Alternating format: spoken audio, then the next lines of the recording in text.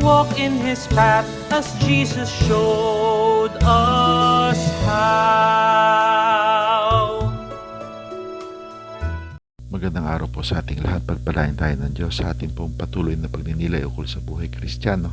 Ating pong pagninilay sumandali ang ika-17 talata mula sa ika-5 kabanata ng unang sulat ni San Pablo sa mga taga-Tesalonica. At sabi dito, palagi kayong manalangin.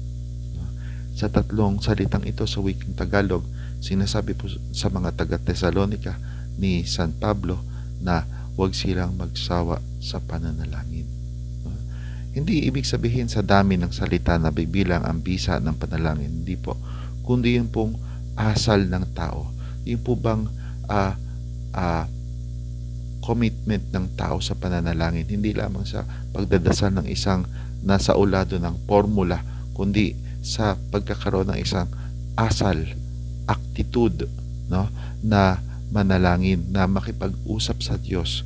Kumbaga sa ngayon, laging naka-online sa Panginoon, no, na hindi nagiging mahirap yung pagbaling ng isip, ng puso, ng loob, no, sa Panginoon.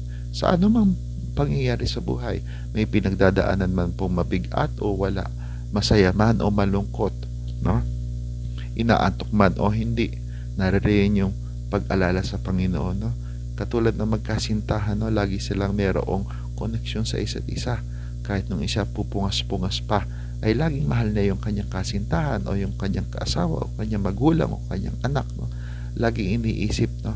Laging nasa kamalayan, no, ng tao.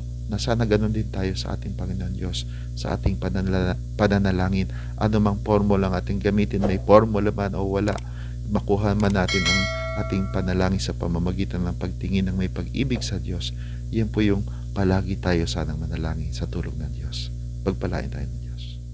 Walk in His path as Jesus showed